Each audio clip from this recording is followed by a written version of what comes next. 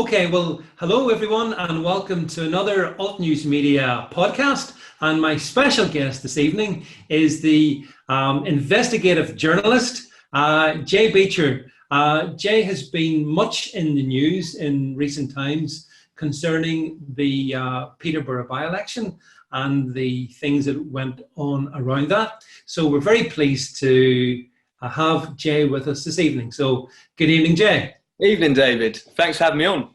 Nah, as I say, you're most welcome. So hey, listen, let's start at the beginning. And I thought the beginning was actually the Peterborough by-election this year, but boy, is that not the case. God, no.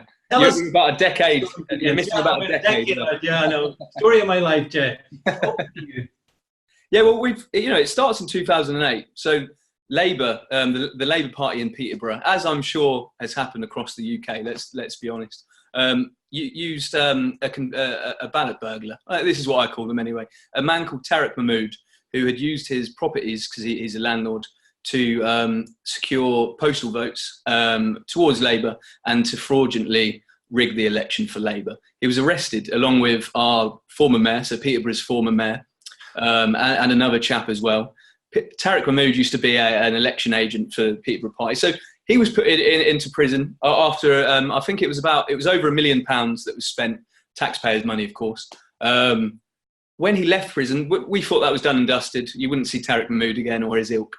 As soon as he came out of prison, rather than be punished anymore by the Labour Party or, as you'd logically think, kicked out of the Labour Party, he was actually, by the leader of the Labour Party, rewarded with a trip to the Queen.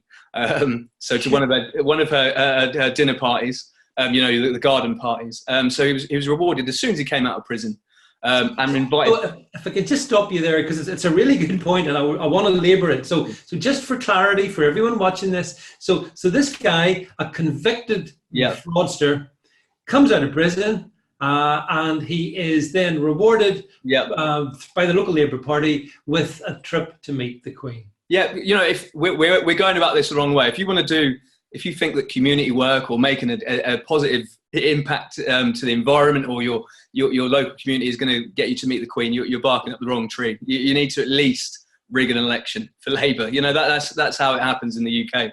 It makes complete sense. But it wasn't just that either. So he was rewarded with that trip, and as soon as he came back, he's back into the fold, working not just out campaigning for Labour, but in the central Labour campaign election team for every general election and every local election. So you've got to remember that although this election is under suspicion, I have a lot of information about other elections from Peterborough that are just ridiculous. The postal votes are ridiculously high. But anyway, so he was allowed onto the campaign, the election campaign. He was allowed, most notably recently was Fiona Onasanya, which I stood in the election as well. So I stood on a local level next to Stuart Jackson with the Tories. Stuart Jackson, fantastic MP, staunch Brexiteer, and the former secretary to David Davis. He lost very frustratingly by 600. I think it was 603. It was under 700 votes, and the postal votes there were over 13,000 issued in our single city. 13,000 postal votes were issued in that one single election.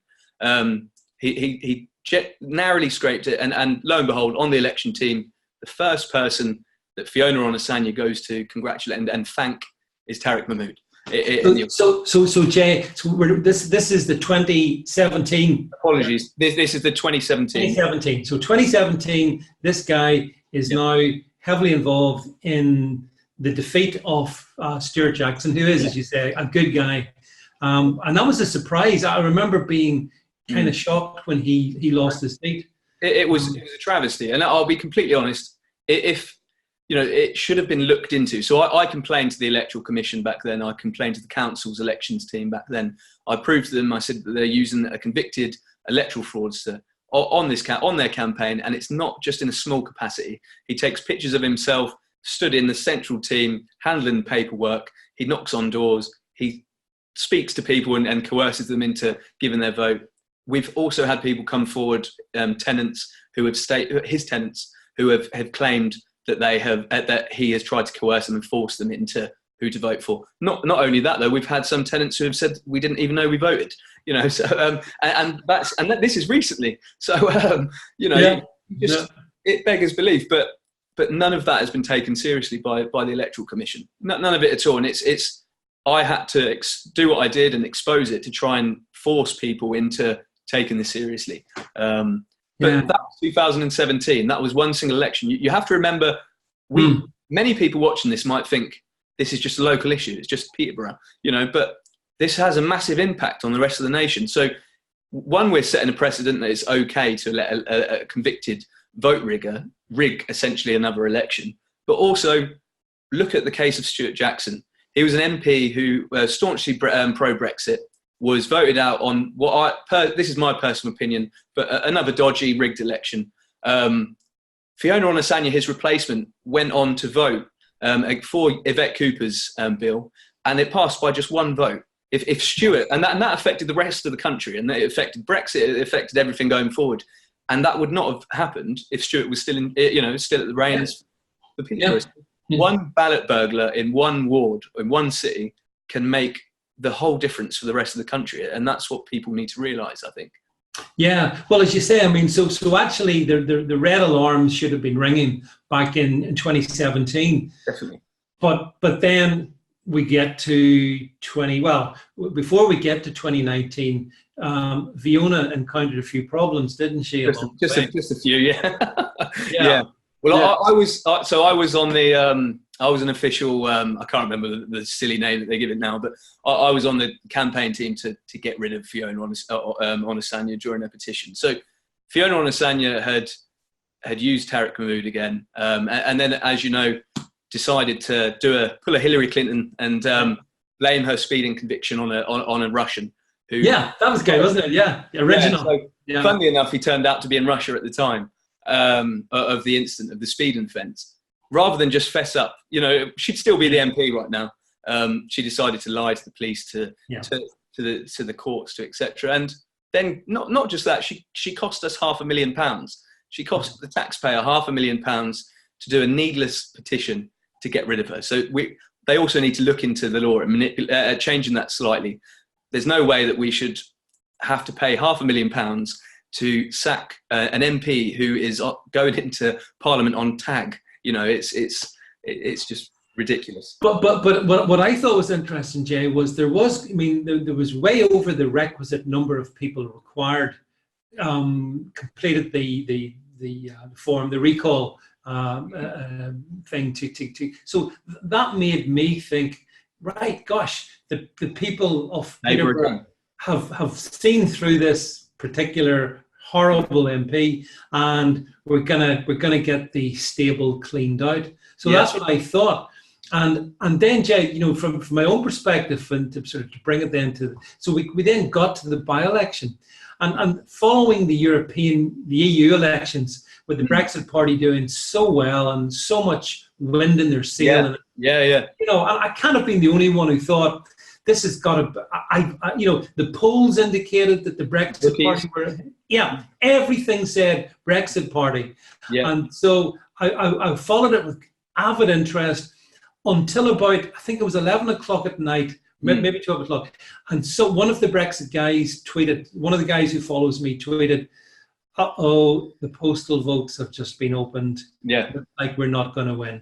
Yeah, exactly. Well, you only have to stand at an election night in the actual election count room to see if you want to experience third world politics, come down to Peterborough on election night, and your heart always sinks as soon as they unload that postal votes. The empty the boxes for the postal votes, because suddenly you see Labour's pile just ridiculously stack up. I had it against me in a local election, and it's disheartening because you know full well that I would say at least I'd say at least 20%, 30%, maybe more of those postal votes do not belong to postal votes. So, in the recent general election, we had 400 rejected postal votes. How can that happen? How can we not look at that and think, well, and I've been told recently that at least a minimum of 130 of those rejected votes were rejected on the grounds that the signatures and the date of births did not match that on the system. They were completely wrong.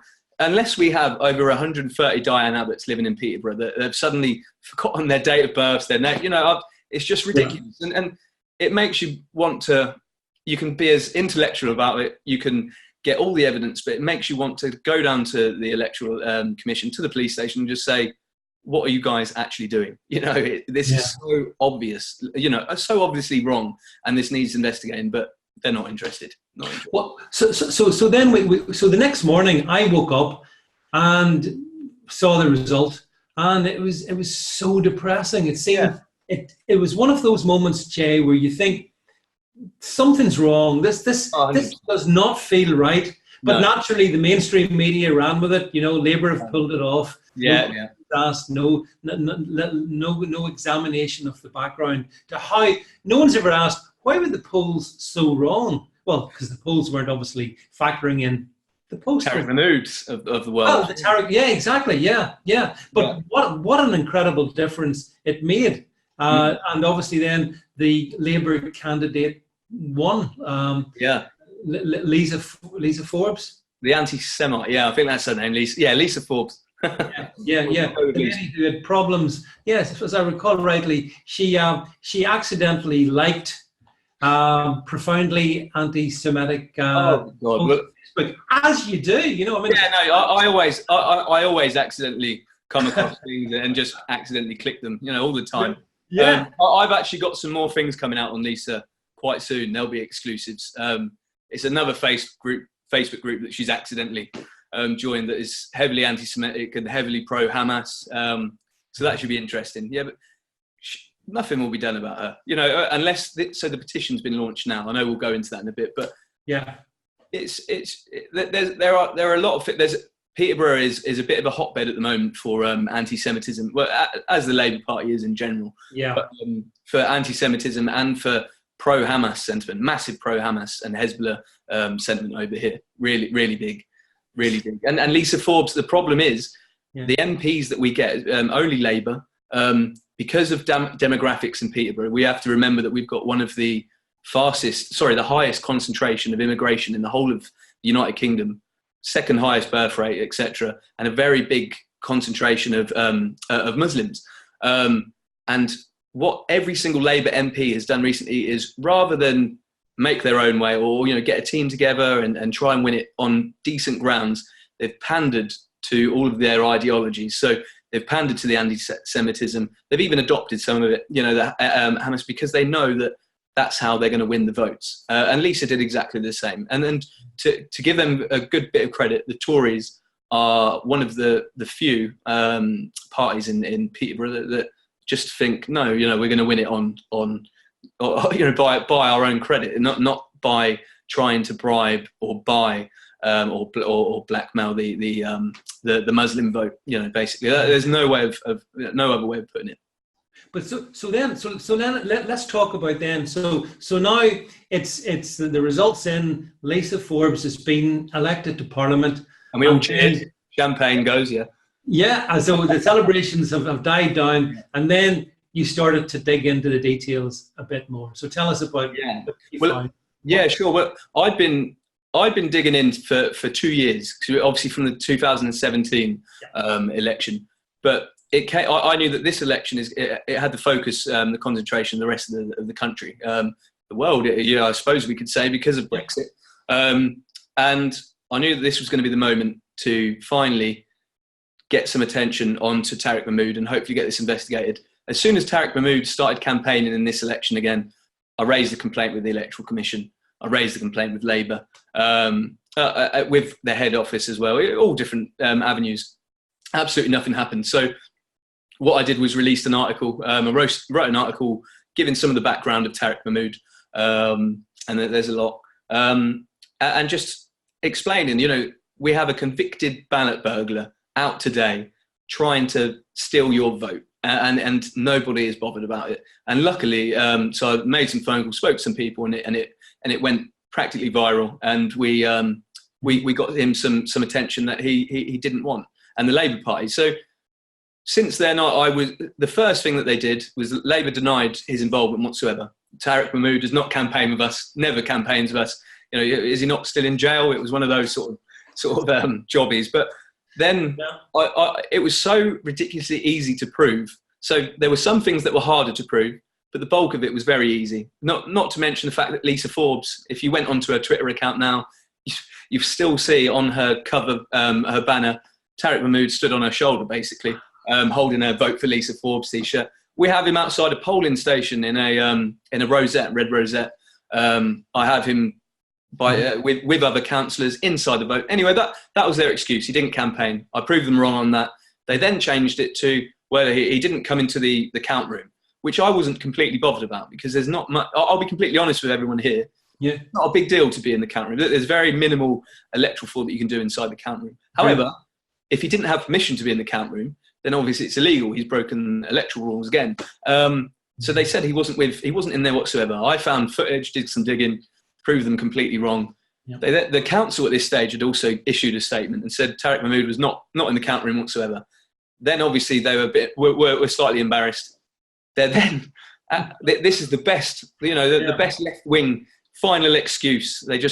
You're all a bunch of racists. So it went from he wasn't there to, well, you're a racist. Yeah. And the official HQ line from Labour was the whole case against Mahmood and Labour, and our issue with him using a convicted ballot burglar is a racist trope. That was the exact wording that they used. And the problem is the mass media, the left wing, and a lot of the public, they know that they're likely to fall for it. And think, oh, we won't look into that, then it's racist. It's ridiculous. But either way, I've proved to them it's not racist, which it isn't. It's surely, as I've said to a police officer, I actually had a phone call from a police officer saying to me, warning me off the case, basically, saying that it was starting to look like I could be targeting one person within a particular group, Muslims, basically. And my argument was, well, surely it's one law for all. That's the whole point. But if I were to not investigate this and to wait until, let's just say, a white Christian chap did the same thing and then investigate it, surely that would be racist in itself. Surely the police and everyone who are refusing to, so that are giving special treatment and status to certain people based on the colour of their skin are being racist, and yet we are being the people, myself and people. You must have been called it a million times. Listen, I'm a racist, a xenophobe, an Islamophobe, homophobe. It's the last refuge of those who've got no arguments. So you're quite right to say, Jay, whenever you drill right down to it and they've run out of any defence, they just turn around with the blandishment. It's all a racist trope. But having said that, what I don't understand is how a police officer could conceivably, talk to you in that way, because committing a crime is committing a crime. It doesn't matter what your skin color or what your faith group is or anything else for that matter. Crime is crime is crime. Yeah, surely. It's completely true. And so I've likened this. So the MSN have cut this out of interviews and things, but I think it's quite important. We had a big a murder that happened down here 10 days after 9/11. Ironically, some of the people that committed the murder are also still their relatives, etc., are still heavily involved with the Labour Party. Some of them are still out. Basically, what happened was 9/11 happened. 10 people got together in the same area that Tariq Mahmood lives, waited in an underpass for the first white person that they saw. And killed him very brutally in front of his girlfriend. So his name was Ross Parker. I've interviewed his girlfriend. Horrific story. They were despite the fact that they were in the cells chanting "Bin Laden, kill this white whatever." The MSN refused to report that it was a race crime. They actually, the police at first. So of the 10 people that committed that crime, only 3 were ever arrested. 3 were ever sent down. Sorry, and heavily. The thing that heavily impacted that was political correctness. People did not want to touch. Even our MP refused to mention race or the fact that these men were radicalised by Islam. And I know that's an extreme level, but it's still a crime. And it's exactly the same, just in a watered down sense. We don't want to touch this chap. We don't want to get him in the mainstream media. We don't want to punish him or think, because it's too awkward, because we might be called racists, and that's how the police are thinking. That's how the Electoral Commission and everyone else think.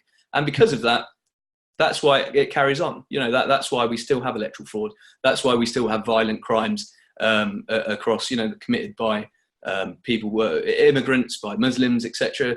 I'm not saying that, of course, white Christians, white British people are committing crime, but they're being called out on it. They're being punished for it. For some reason, we are protecting minority groups because we're afraid to do the right thing and just bring them into the fold and say one law for all. Yeah, I mean the whole issue of electoral fraud, Jay. It's one that I'm not unfamiliar with here in Northern Ireland. For many years,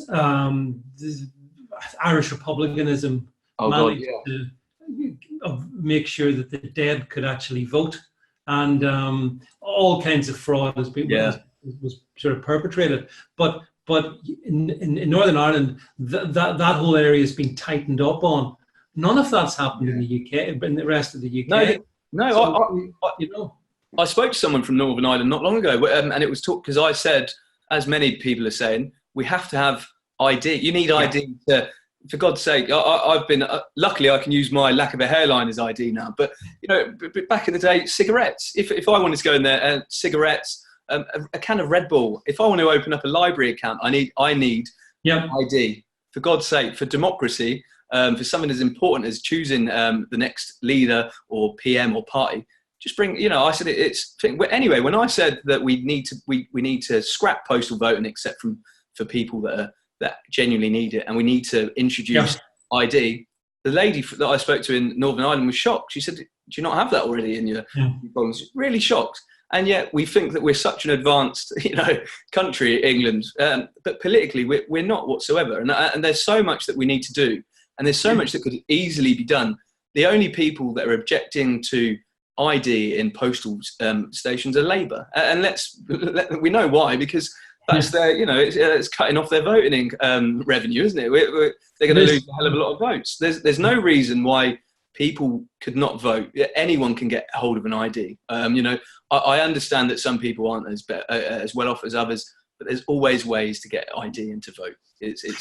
And Jay, you see, back on that night in the Peterborough by-election, the number of postal votes was huge, wasn't it? Massive, absolutely massive. Yeah. We had. Over. Why is this not Why is this not on every mainstream media outlet? It would be if it was the Brexit Party or if it were the Tories or anyone else. The problem is political correctness, David. You know it as well as I do. The fact, as I say, the fact that the electoral fraud is being committed by people from the Muslim community, they don't want to touch it. But also, people don't want they don't want to touch anything to do with Labour. We've got the establishment, as you well know, and we've talked about the Electoral Commission, who have shown themselves to be completely useless throughout this whole scandal. Their actual line was, we have no authority to do anything, which was a bit strange. But look at who's running the shots. They're Remainers. It's riddled with Remainers, with Labour supporters, with Lib Dems. They have no interest in getting these people overturned, because at the end of the day, what will happen if this election is overturned? It goes over to either the Brexit Party or to the Tories. They don't want that. And it gives us a better chance of 3 years down the line pushing through Brexit. And also it shows that people are more pro-Brexit. They don't want that. Do you think there is any chance of this result ever being overturned?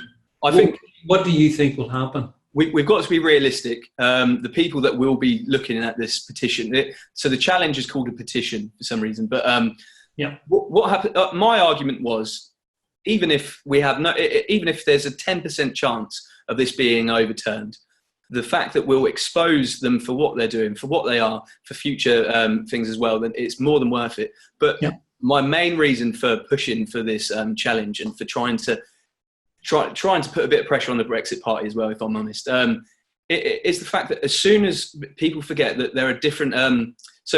before we put in this petition, the Electoral Commission, the Council, sat back, were very, very unhelpful, very unhelpful. They actually were putting out statements that we proved wrong. The thing is, when you put in a legal challenge, it gives you certain entitlements. So now, rather than them saying, we've looked into it, it's not a problem, we can force them to do certain things. So they have to now systematically go for every postal vote.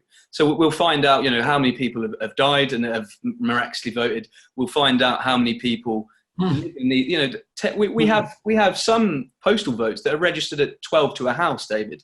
It's and some of these houses with high tenants, very high tenants, belong to Tariq Mahmood, and they all are registered for postal votes, and it's an absolute shambles down here. So 10,000 postal votes in this election, over 10,000 were issued, and 13,000 in the last one. It beggars belief.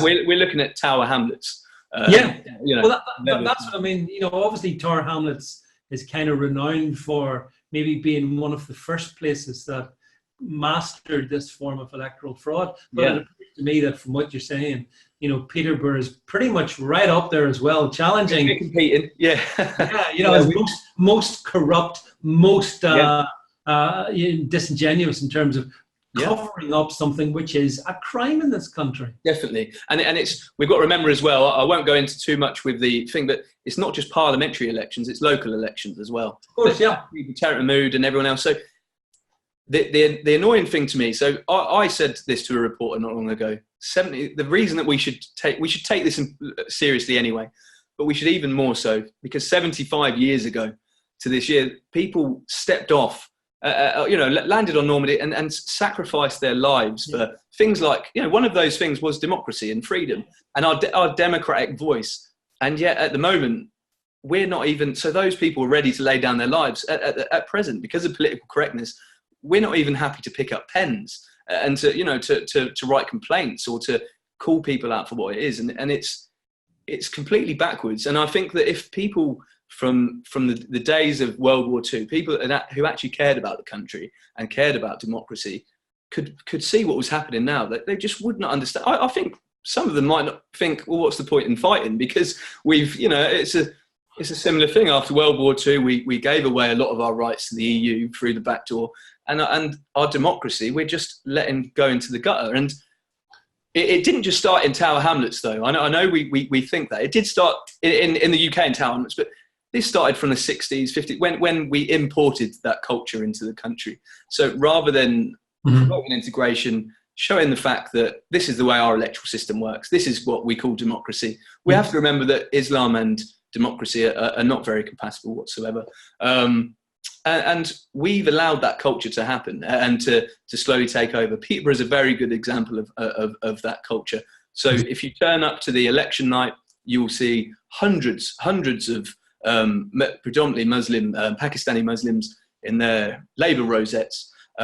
Most of them don't know why they came there. They've just been told by either their local imam or they've been told by their uncle, you have to come and support this chap or whatever. And I speak to many of them. I went to school with some of them, and they'll tell me they just come because they're told they're told they have to vote for the Muslim candidate. But if in lieu of that's during a local election, in lieu of a Muslim candidate, they'll go for the next best thing, a Muslim or a Sharia sympathising candidate, such as Fiona Ramasanya. Which is the market that Labour's kind of cornered, and it's. I mean, you mentioned the fact that back in the day the front line was in Normandy beaches. I happen to think that the front line now, Jay, it actually is the very essence of our democratic system, as expressed through the ballot box. So it's the ballot box that's under attack now. It's 100. You're right, David. You're right, and that's why I came up with I just penned the term ballot burglar, and we ran with that because essentially that's what it is, and people forget it's not. It's quite easy to think, some chap's just out there convincing people, offering them some money to buy a vote. No, because people, you have your democratic voice for a reason. We quickly grumble when someone gets in charge that we dislike or destroys our system or messes things up. But at least we had the chance and the voice to vote against them or for them or whatever. But there's people like that, like people like Tariq Mahmood, people that are employed and hired by Labour, are stealing that from us, and they're being allowed to do it because of their background and because of their race. Yeah, it is quite shocking. And of course, Jay, you've set up Vote Watch, haven't you? So tell us about what Vote Watch. Yeah, so we've got some good things going with Vote Watch. So throughout this whole thing, it was quite evident to me, and since at least 2017. Well, I realised the Electoral Commission aren't fit for purpose whatsoever, are they? You know, as I said, riddled with Remainers, and as we've seen in this Peterborough by-election scandal, completely useless and powerless to do anything whatsoever. So I thought we need an independent body, people that aren't biased, people that can investigate it from, not self-serving in a way, because we've got to remember the people that will probably look at this Peterborough petition, to challenge the Peterborough by-election. They have their own self-interests as well. They potentially don't want Brexit Party or the Tories to get in. We have to have some independent body that isn't politically correct, that isn't bothered to go in there, a bit like a Pickles, and to go a slimmer Pickles, to go in there and investigate ballot burglars, investigate and to stand up for democracy, but more importantly, to expose the people that need exposing. Otherwise, it's going to get a lot worse than this, a hell of a lot worse. Okay, yeah. So, and you think that Vote Watch is one important step towards getting that kind of responsibility and ownership? Yeah, definitely. Well, what we'll be doing is, so we're going to be targeting key highlighted areas that came under the Pickles report and by the government. That Peterborough was one of them. That has been highlighted as areas with a high risk of electoral fraud, and where electoral fraud has been highlighted in the past. Not ironically, but these areas are also mainly Pakistani Muslim areas, with big communities who are involved in the elections. And as I said, it's a cultural thing. So we'll have volunteers at polling stations, because there are multiple different ways of electoral fraud. Intimidation's a big one in Peterborough, a massive one. And also the buying of votes. We also want to investigate people on a doorstep. We want to have, so I've had literature produced in different languages, Polish, Lithuanian, etc., to try and educate people living here of the consequences of giving up your vote for a tenner, to make them crystal clear that it's not worth it, but also to try and get them to cooperate with us. And I've actually had quite a few Eastern Europeans on the back end of this election that have come forward to me, one even saying that they'd been offered a Hoover by their landlord if they voted Labour, which was quite funny. So if you need a Dyson and you're not bothered who you vote for, just head down here, David. Yeah, and tell me, Jay, if people want to support Vote Watch, is there a way they can do that? Is there a way they can help you? Yeah, of course. Well, we've got a website now, so it's votewatch.co.uk. Also have your YouTube channel, which is just YouTube/VoteWatch. And we also will be pumping out, so I've been pumping out news stories. So we're going to try and keep it's focused mainly on elections. So we'll be covering mainstream, so the Tory leadership at the moment as well. But on the back, we'll be doing investigations in the background to look into other scandals, basically. And I can't go into too much right now, but we've got quite a few that will be coming out. That Peterborough is just the start of it. It's just the iceberg. And I'm going to be using, I'm quite unapologetic in the fact that Vote Watch is going to be professional, but it's going to be completely it's not going to be politically correct, in the fact that it's going to use common sense and do the right thing and expose ballot burglars, and we are going to go after them quite harsh. Great, that's great. I mean, absolutely admirable. Tell me this, Jay, doing all this and all the great work in Peterborough and Vote Watch, and then I understand that you're going to be off to Syria. We don't get a break. We've either. Tell us about that. Okay. Yeah, so I've for the past about 2 years, I've been quite passionate in campaigning against extremism, and funnily enough, Tariq Mahmood had made quite extremist comments, and some of his ilk as well. I'm seeing it a lot more within this community and within England. People seem to be brushing it under the carpet. We forget as well that a lot of these people are heavily influenced by what's happening in Syria. They're influenced by the likes of ISIS, and that ideology is leaking through. Also, during writing my book about terrorism, I've interviewed a lot of survivors of terrorism, some of the Manchester attack, the London attack, etc. You start to get a lot of passion when you physically speak to the people and see what has happened to them because of radical Islam.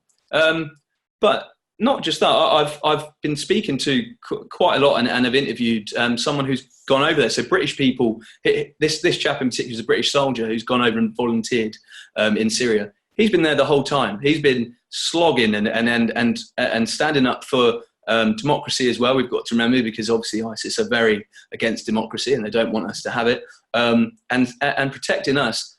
And suddenly the MSM come out and say ISIS are finished. We've done a great job and they're leaving. Well, I know for a fact we've still got these volunteers out there. They're still firing their ammo. Their guns are still firing. They're still being fired at.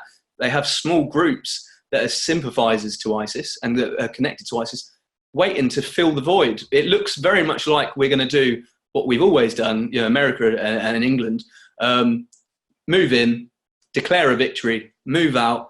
And as we had with Al-Qaeda, with Saddam Hussein in Iraq, yep, we'll have an even more. We might have ISIS on Red Bull next. We times 10. They're waiting for our predictability. They know the fact of how we operate. They know that, like I said, we move in, we move out, we declare victory, and they'll do the same. So we've got these volunteers that are there thinking, "What are you talking about? We're still here. We're still here, and you've abandoned us." So I've been passionate for the past, well, a lot longer than a few years, of going over there, of exposing it, of interviewing and spending a good time on the front line with these people, talking about what's happening and exposing what the MSM are too afraid to expose, and to show the fact that this war is far from over. And when would your plan be to go there? We're looking into October, so quite soon. So it'll be about 2 to 3 months. Luckily, so it had to be hushed for quite a while, but for obvious reasons. But luckily, because because the MSM are downplaying it slightly, it's journalists. Some journalists are being allowed into there. Hardly any have taken it up, but. The thing that which is understandable. It's not it's not a day out in Benidorm, is it? No. We've luckily, because of the connection with this chap he works for the Peshmerga. He's going to take me to places that the MSM don't get to see, to the front line, and to speak to locals, to fighters, to people who are actually there. They're not just the headlines that we read and just roll our eyes at or huff at and just forget about 5 minutes later. That they're there 24 hours a day, living it, breathing it, and they're fighting and they're dying out there for us. And we've not given them half the credit nor half the attention that they deserve. And again, Jay, in order for people to help you, get there and fund it, is there a way people can give you support and financial help? Contribution? Yeah, I put a link out. There's some private donors behind the scenes that are going to film. So I'm intending to do a documentary while I'm out there to expose it all, because as you know, there's nothing more powerful than visuals. But I will still be doing some written reports as well. But yeah, there's a crowdfunder that's on my Twitter. I'll pop it on the top there, and I'll send you a link. Okay. If people are, even if they donate £1 or £2, everything goes towards security, to accommodation, etc., and it'd be really appreciated. No, well, I mean, you're a very busy bee, Jay. I'm a tired bee, David. I think the people basically, there's a debt of gratitude owed to you for the spectacular work you've done over. Thank you. Shining a little bit of light into the darkness of voter fraud, and as I say, I suspect most people are like me. In fact, most people are probably even more naive than me over what happened in Peterborough. But anyone who's followed you on social media and read your reports, Jay, will be in absolutely no doubt of the depraved state of democracy in Peterborough, but more broadly across the UK. So I think you've done a fantastic job. Thank you. Standing up for democracy, standing in the front line, just like those in the Normandy beaches, but in a different way. And so I salute you, salute what you've done in that work. Wish you every success with voter fraud. Hope that you have a successful and above all safe time in Syria. Look forward to speaking to you when you get back. And again, on behalf of all our listeners and all those who follow me, I want to express a very big thank you for being with us here this evening. So thank you for having me. I really appreciate it. Thanks for the great work you do. Cheers, David.